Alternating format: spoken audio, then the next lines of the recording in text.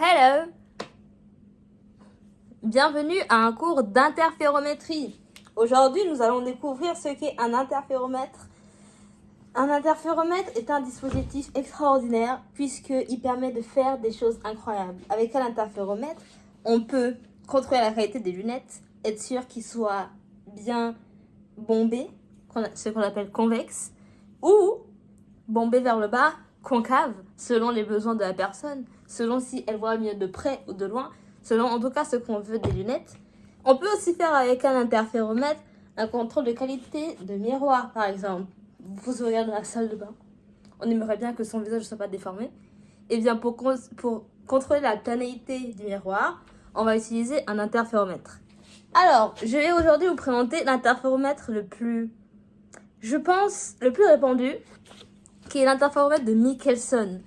Michelson, franchement, c'est un type super parce qu'il a fait énormément de trucs en interférométrie. C'est dingue. Je savais pas, mais franchement, GG Michelson. Alors, un interféromètre de Michelson, qu'est-ce que ça a? On a ici une source. Ça peut être un laser, ça peut être le soleil, ça peut être une... qu'est-ce que ça peut être? Ça peut être une lampe de bureau, n'importe quoi. Source. Ensuite, tu ne vois rien. J'espère que tu verras quand même. Ensuite, les rayons. Les rayons de la source, ils arrivent comme ceci. Mince, tu ne vois strictement rien. Je ne sais pas si tu vois. Je ne sais pas comment faire en sorte que tu vois. Ok, là tu vois. Mais il faut que je sois dans le champ aussi. Je suis le professeur. Bref. Source. Ensuite, ici, on a ce qu'on appelle une lame séparatrice. C'est en fait une lame qui permet à la fois de... Elle permet de laisser passer un certain pourcentage de la lumière. Genre la lumière, elle va tout droit comme ça, simplement. Mais une autre fraction va être réfléchie ici. Si elle est réfléchie comme ça, c'est parce que c'est simplement un truc à 45 degrés. Donc ça va comme ça. Et ça fait un angle droit ici. Mais c'est pas très important.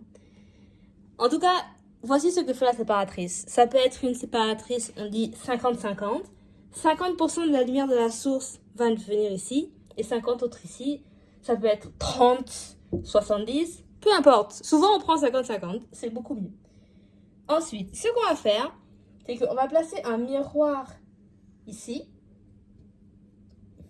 Et on va placer un miroir ici également. Ces deux rayons-là, c'est ce qu'on appelle les bras de l'interféromètre.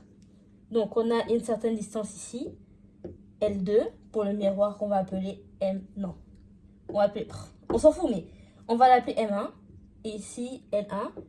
Et ici, ça va être la distance L1, non, oui, L2, du miroir M2. Compris? Pour l'instant. La lumière va venir ici, frapper le miroir, repartir en sens inverse, puisque c'est un miroir.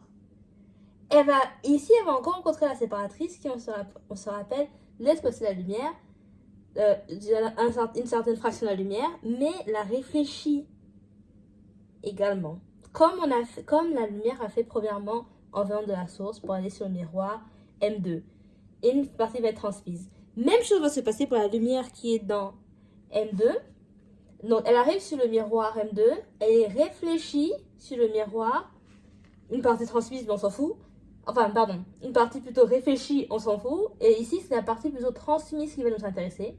Puisque là, on a une combinaison des deux rayons. Là, je vais les dessiner séparés, mais il faut s'imaginer que c'est tellement fin un rayon que c'est comme si c'était au final un seul faisceau.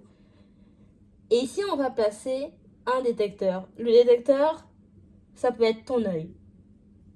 Ça peut être ton œil. Ça peut être une caméra. Ça peut être n'importe quoi le détecteur. Donc ici, on a le détecteur. Et qu'est-ce qui se passe? On a 3 configurations pour notre Michelson. Là, on va dire que la configuration... Ok, 3 configurations. Si on a L1 qui est égal à L2, la lumière, ici, elle va parcourir une certaine distance. Et ici, elle va parcourir la même distance. Ensuite, ici, elle va se recombiner. Et on va juste observer une somme de la lumière ici. Ça va juste faire une tache. uniforme avec de la lumière partout. Cette configuration, ça s'appelle le contact optique.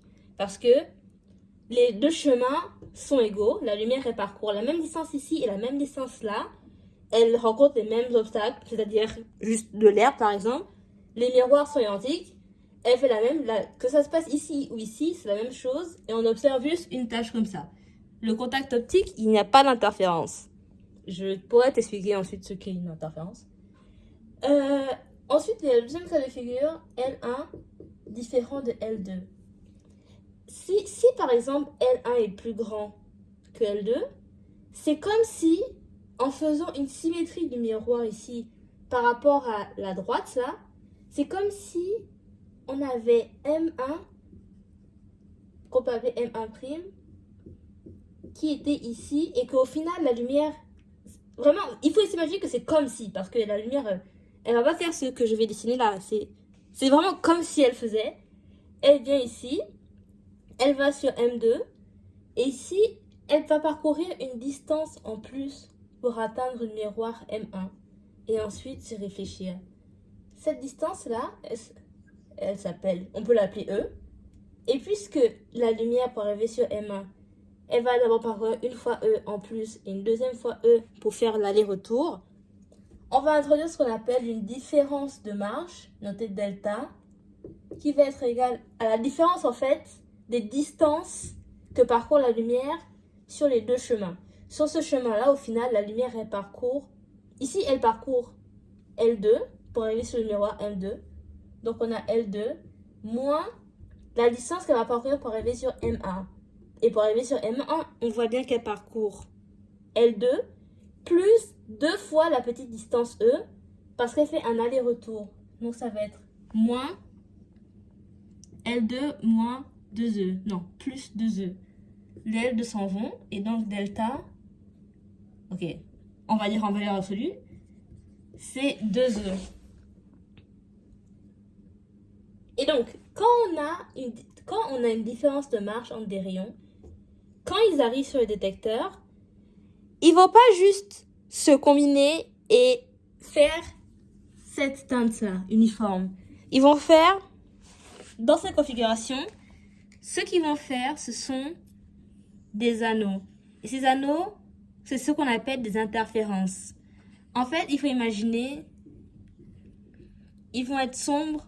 Là on dit qu'ils sont sombres. Et, enfin, disons que ça c'est brillant et ça c'est sombre. Sombre, brillant, alternance comme ça. En fait, ce qui se passe entre les rayons qui arrivent ici, c'est que... Je suis en train de réfléchir à comment te dire ça. Ce qui se passe avec les rayons, c'est que... Ok, la lumière, elle oscille comme ça, tranquillement. Et ça, c'est, par exemple, la lumière, disons, qui arrive à M1. Et tu as l'autre lumière qui arrive à M2. Elle peut faire plusieurs choses. Elle peut osciller, elle aussi, comme ça. Et tu vois que quand ici, on est en haut, ici aussi, on est en haut. Ici, on est en bas, ici aussi, on est en bas. Quand les... Tu vois pas. Ok, je sais pas si tu vois bien. Ok. Donc là, bas, bas, haut, haut, bas, bas, haut, haut. Quand tu as que la manière dont oscille un faisceau est la même que la manière dont l'autre oscille, enfin, l'onde, la manière dont une onde oscille est la même que celle dans laquelle l'autre oscille, on dit qu'ils sont en phase et lorsqu'ils se combinent, lorsque les deux faisceaux vont se combiner, on va avoir un faisceau qui va être la somme des deux faisceaux. C'est comme pointer deux lumières dans la même direction. C'est comme si tu avais deux lampes, deux torches.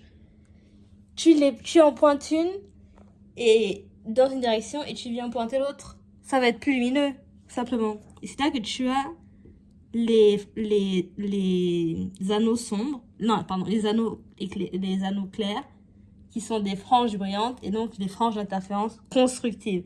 Constructives parce que les deux faisceaux s'additionnent. Tandis que si à la place d'avoir ça, on avait eu quand une des ondes est en haut, l'autre va être en bas. Quand l'autre est en bas, l'autre est en haut. Bas, haut, comme ça. quand elles ne sont pas en phase, mais plutôt en opposition de phase, puisque quand elle est en haut, l'autre est en bas. Quand elle est en bas, l'autre est en haut. On voit bien qu'elles sont en opposition de phase. Lorsqu'on est dans cette configuration-là, on a des interférences destructives. Parce que ici, supposons que la valeur ce soit 3. Ici, la valeur, ça va être moins 3. Puisqu'elles sont en opposition de phase. Ici, ça va être, on va dire, moins 2. Non, oui, moins 2. Ici, ça va être 2. Elle va être en opposition de phase. Et quand tu additionnes les deux signaux, ils vont s'annuler. Puisqu'ils sont en opposition. Et donc, c'est pour ça que leur somme, c'est des interférences destructives, des franges sombres. Ça, c'est comment fonctionne la Michelson. Oui.